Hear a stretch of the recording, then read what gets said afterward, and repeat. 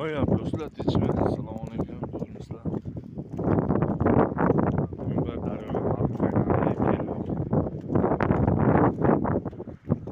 Qiyinchilik, sovuq.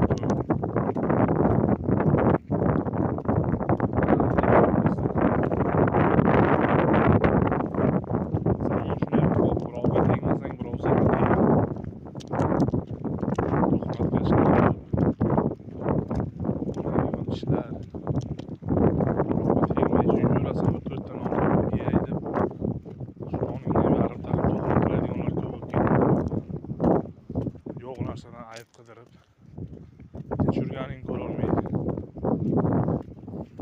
Shunday o'zi bayağı qiyinchilik bo'lyapti.